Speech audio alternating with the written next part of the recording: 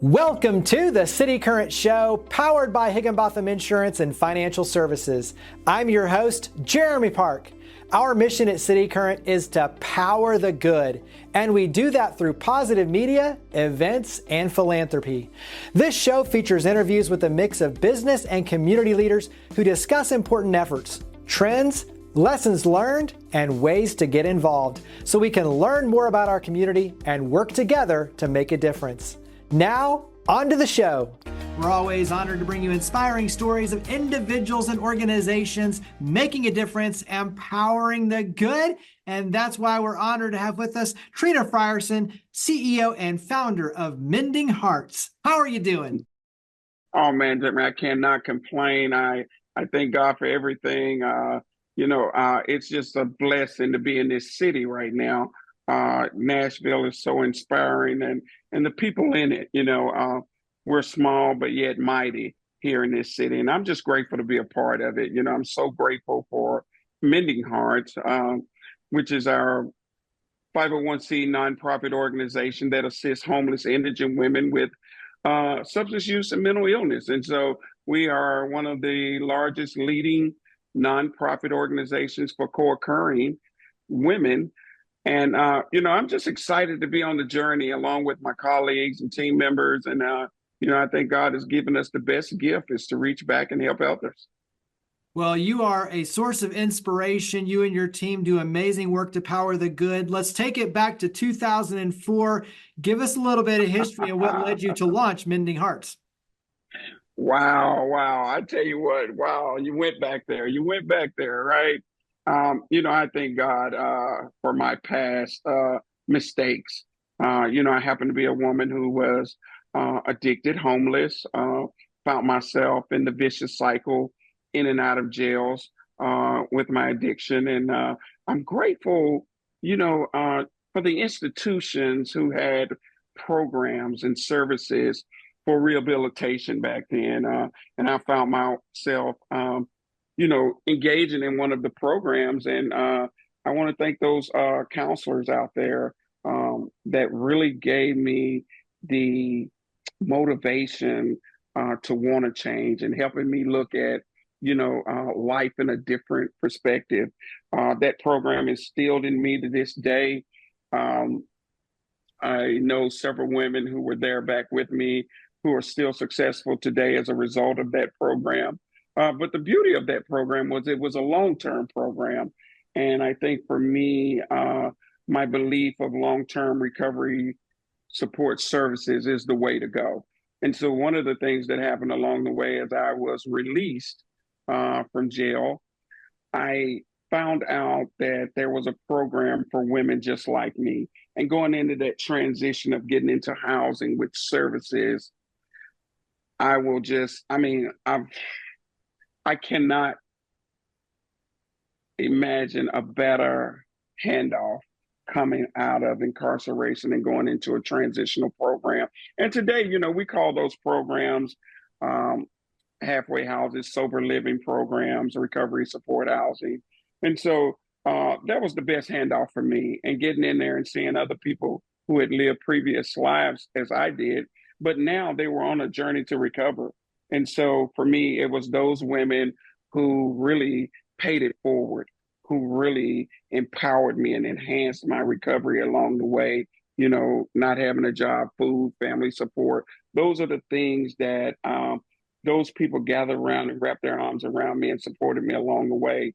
And so I'm forever grateful for that. But, the truth being told, Jeremy, there were barriers along the way. When you don't have a family to support you, you don't get the care packages you need. You're working for $5 and $7 an hour back then. If your housing fees are $100 and you're only bringing home $115 to $120 a week, how do you budget that? And those are the things that I had to learn along the way. But being a 17-time felon, there were so many doors that closed upon me. But the women would still encourage me. And, I found myself receiving phone calls from other people. And from that, I was able to go to support those women while they were still incarcerated. And while they were still incarcerated, I would go out, I would write these letters to them, and I would tell them where the resources were. And some of the women would send me their indigent envelopes because they know I didn't have money. And I would in turn send them where the resources were. And it became like a domino effect. Then I would find myself going back and speaking to the women who were still incarcerated. And man, it got to where it was really catchy and inspiring. And so women got out, we meet up, I show them where the resources were. But one day a light bulb came on and said, you know what, Trina, you need to start a resource center for women who are being released, and they can come to this place and they will find housing, clothes, food, vital records, other needed resources. And you know, I just started jotting it down on a piece of paper, and then I started looking at some of the services that I wasn't getting that we needed. And before you know it, I had written a program, you know, and it just supposed to have been a resource center. And I showed it to one of my buddies, Mike, and he's like, man, you got a whole program. All you're missing is a house. I was like, no, dude, we need money, you know. He was like, read it for yourself, right? And I did, and I could see what he saw. And from there, in this time, you know, I rekindled relationships, got kids back in my house. We had this one home and we've outgrown it. It's time to move. And my mate at that time said, you know, you need to keep this house for your ministry. And I said, no, we need money. We need donations.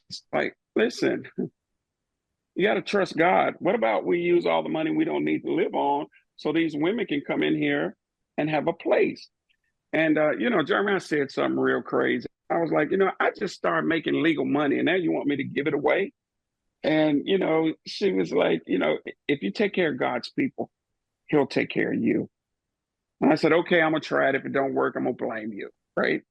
And so we had already put out the flyers and fillers about what our mission and vision was. And we got a phone call that a lady needed help. And she had come in from Michigan.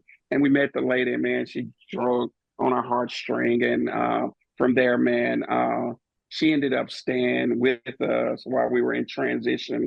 And she slept on the couch at our house on Phillips Street. And we eventually moved out and she became a house mom. But, you know, this is nothing to really be proud about, but I'm grateful that the women's prison believed in us. You know, as soon as we moved out and set that house up, you know, the women's prison just gave us a flux of calls. And I would go to work in the morning, get off on my lunch break, go pick a woman up from prison. My partner would meet me at the house and I'd hand her off. But I'm literally riding down the street reading off the house rules and the guidelines, you know, and we did that for probably 6 or 7 months until we could find another way and means of getting women into the program. You know, we started off with that one first woman on the couch and led up to 7 women, and we started renting more houses around the city. And 3 years that we've been in existence, we found a place. A guy showed me a place over in West Nashville, which was a darn near dilapidated building, drug infested. The 4 blocks was infested with drug activity. And, you know, we came through there. And one of the things I think I couldn't see at the time, but I truly believe in God's will. And if you stay in position, he'll present you with some of the best gifts. And so for me, one of those gifts was going over and restoring not only the women's lives and reclaiming their lives, you know, that we serve, but he gave us the opportunity to restore and reclaim a whole community that was drug infested. You know, the elderly people were sitting in their homes and couldn't sit, you know, out on their porch and enjoy the sun or the rain. And you had kids on the bus stop with their parents who were strapped with weapons, you know, trying to protect their kids. And today, man, you go over there in this 4-block radius of Mending Hearts, where we have 17 properties in a 4-block radius. You find kids riding skateboards and scooters and bicycles, and the elderly are sitting out and they're out playing, you know, with their plants. And you know, the gentrification is readily available in a community that was so stricken with drug activity and low means of incomes. And so getting to see people live as other people do, and we're right in the heart of it, you know, we're right in the cuffs of the nations. And so, we took that very, a friend told me when I was over there, he said, one of the best things he told me when I looked at the building, I said, no, I can't put these women in this community. I'm trying to get women off drugs, not on drugs. And so one of the things he said was, he said, you got to look past the rubbish. It's like, what? Don't look at what it is now, look at what it can be, right? And that's probably one of the most impactful things he could have ever said to me. And I think that's when God pierced my heart and allowed me the ability to go in and make the change, and not the change for Trina, but the change for the community at large. And so while we were helping women, transition to a better way of life, God gave us the ability to take a whole community, man, and empower that community. And so I'm just forever grateful that I've been able to, like, really be a part of something so instrumental. Today we've helped over 7,000 women throughout our journey.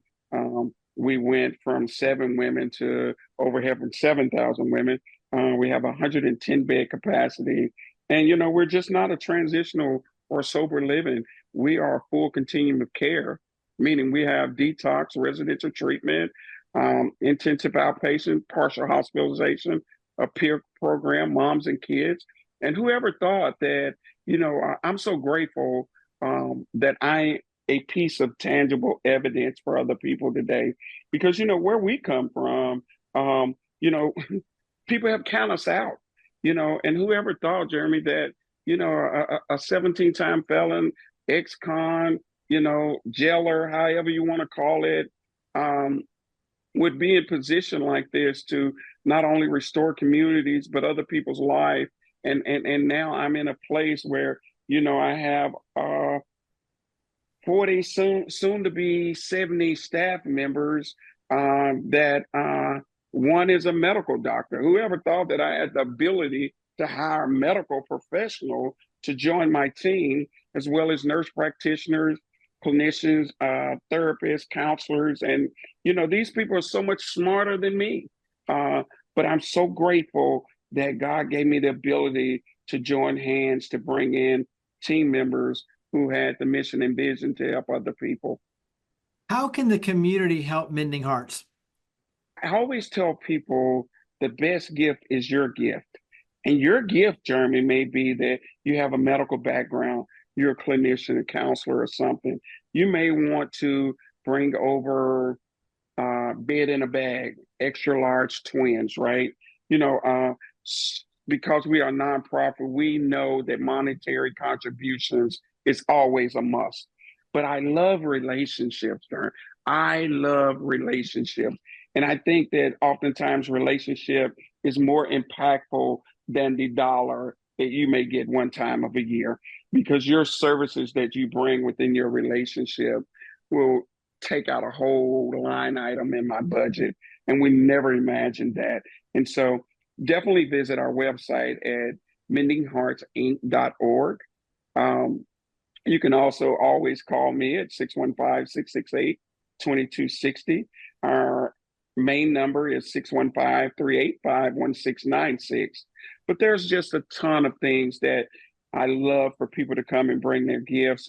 One of the shout outs to MBA, who came over for Mother's Day, and man, they catered to our women, and they did a brunch. And these young men, so age is not a matter in factors of service.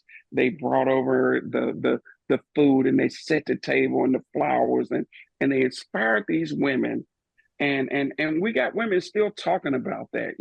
I've never seen a group of young guys come through and be willing to serve and give back like that. And so we don't want age to, prevent you from your service of giving to the mission of Mending Hearts. But, we're always in need of toiletries, sheets.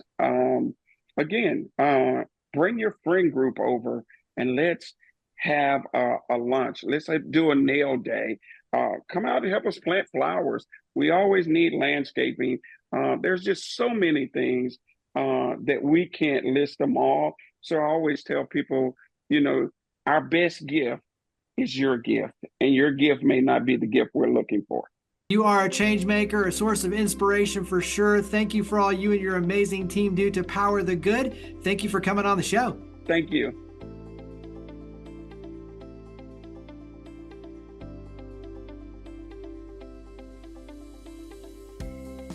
We're always honored to bring you inspiring stories of individuals and organizations making a difference and powering the good.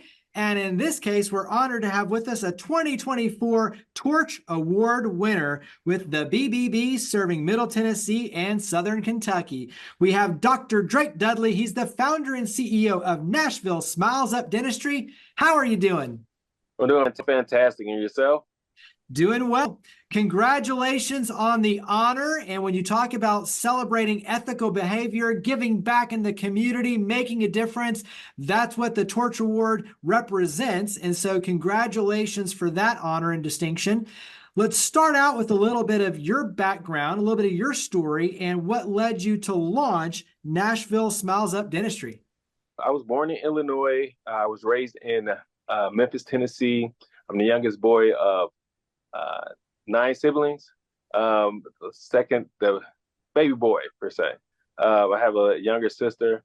I grew up in a pretty great home. It was full of love, but we weren't rich by far. And I was given an opportunity to go to college and went to Tennessee State University. Went to Meharry Medical College. Went on to doing a graduate program at Columbia University. And I was inspired to become a dentist my sophomore year of college by a gentleman named Dr. Artis Worthy. I went in one day shadowing him, and there was a guy sitting outside, and he was in pain, and Dr. Worthy took care of him. And the guy was so happy. He gave him a hug and everything. And in that moment, I was like, I want to open up a dental office that provides care 24 hours. Because if that guy was sitting outside all day and he needed help because it was the weekend, I was like, I want to be the person who provides it where you would never have to wait outside. And I kept it in my heart from 19 years old all the way until we were opening up Smiles Up Dentistry in 2019. Well, that right there is a big piece of it in terms of the extended hours and the 24/7, service opportunity there. But talk about what you do and what makes you different. So what we do is we try to be accessible. We want to be accessible to the community. And so if you do have an emergency after hours, you can get service. And a lot of offices do not provide that in the Nashville community. So we try to ensure that if you're in pain, that we're available. And that's what we're inspired to do. And that's what we have been doing for the Nashville community for the past 5 years. Talk about the different services provided when you think about dentistry. Talk about, obviously it's the preventative care with the oral hygiene and the cleanings, but talk about all the good you do. So, say for instance, if a kid is, after in an after school program and they just get into they're playing basketball, which this occurs a lot. The child falls, potentially hit their mouth, chips a tooth, or a tooth becomes dislodged. We'll get a phone call. They'll call the doctor to come in that's available. We will either splint that tooth, re-implant that tooth so it's no longer mobile. We'll evaluate them over a few weeks, up to 6 weeks, to determine whether or not that the tooth is going to be accepted into the body or not. Or if the tooth is chipped and, these are young kids and they don't want to go to school with a broken tooth, and we'll bond that tooth back together. And they'll be just so excited, happy, because they thought they were going to have to go through a week or just never, ever get it replaced again. And then it makes people feel good. We have people that come down for weddings, right? And they're visiting a friend, because this Nashville is one of the biggest places where people, people have weddings or bridal showers, and they'll come in, they're like, yeah, I was visiting and my crown came off. Is it possible? Can you replace it? We're like, yeah, or that. Just a gambit of different situations. We're like, and we've been there. Even, if this is Nashville, some people are intoxicated, they fall off a scooter, break their front teeth, they think they're going to be, it's all lost. We've had to remove teeth and do implants the same day. We've done that multiple times. And so from basically splitting teeth, extracting teeth, bonding teeth back, placing same day implants, putting excess guards, retainers in, which is basically like a clear guard that can replace a tooth temporarily until you can get into your dental office. We provide all those services. Talk about oral health, because obviously your mouth is the gateway to, when you talk about the food you put in your body and the fuel, but it's also tied to everything in terms of your health. So talk about the importance of oral health. I'm very passionate about that. We go out into the community and actually to the park and pass out toothbrushes and try to talk to, the community about the importance, because a lot of people, there is a disconnection between their oral health and their overall health. And what I try to explain to people is like, your mouth is just a hand reach from your brain and from your heart, right? And so it's very important to keep your mouth clean, because bacteria can get into your bloodstream and can travel to either of those spaces, right? So you always want to keep your mouth clean. It can become very severe when you have plaque buildup, and the plaque goes into your bloodstream, and it can lead to endocarditis, which is a disease where the arteries become stenosis, thicken, which could lead to a heart attack. You've heard of recently a football player. He had an abscess tooth that he didn't get removed. The abscess in turn went to his brain, and he passed away. This I believe was in the news probably about 2 or 3 months ago. And so it's very important to keep up with your oral hygiene, visit your dentist every 6 months just to ensure that nothing is progressing. And as I always say, if floss the teeth you want to keep, because if flossing is very important. And so we encourage our patients to maintain good oral hygiene. I have a hygienist, Jamisha Wynn. Everybody loves her. She's a fantastic hygienist. My team is fantastic, and without them, we cannot provide their level of care. So, yep. Talk about the community engagement aspect. You mentioned, going out in the community, education, toothbrushes, and toothpaste. So talk about what you do on the community engagement side and why that's so important to you and your team. So we're always wanted to be involved in the community. Again, because of my background, I know how important it is to engage with the community, because a lot of people don't have that knowledge. And so when I was at Meharry Medical College, we would go out and I oversaw the community service portion of our class, and we would go out and give out toothbrushes and talk to some of the local schools. And so I was like, well, once I leave, I'm not going to stop doing that. I'm always going to try to stay engaged. And so we go out to different schools, elementary schools, high schools, middle schools, colleges, and we try to, keep them engaged and tell them the importance of maintaining that 6 months recall, so they can always stay abreast, because dentistry is very expensive, but a toothbrush and floss is not, right? That's what I always tell people.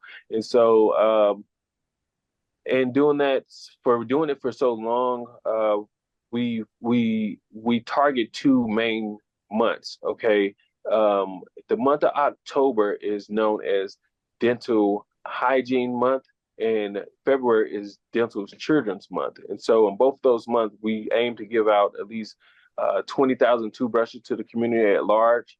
And so we ask organizations that are interested in getting those donations to give us a call. And we already have a set relationships and partnerships with some organizations that we engage directly with them during that time. And so we've been doing it since 2000 and I want to say 16 for sure.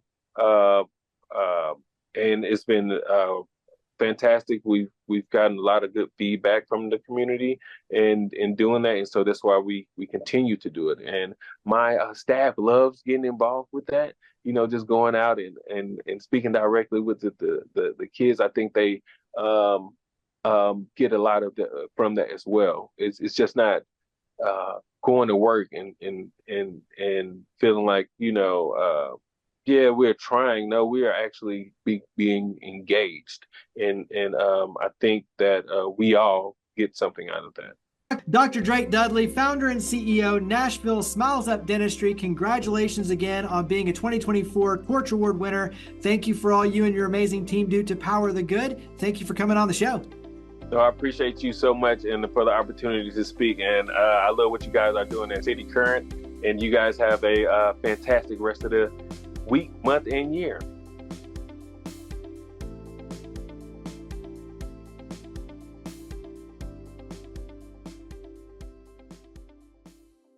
Thank you for watching the cityCURRENT show.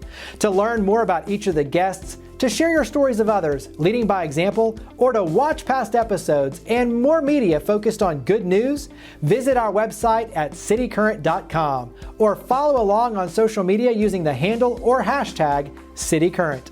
We look forward to seeing you again soon, and thank you for all you do to power the good.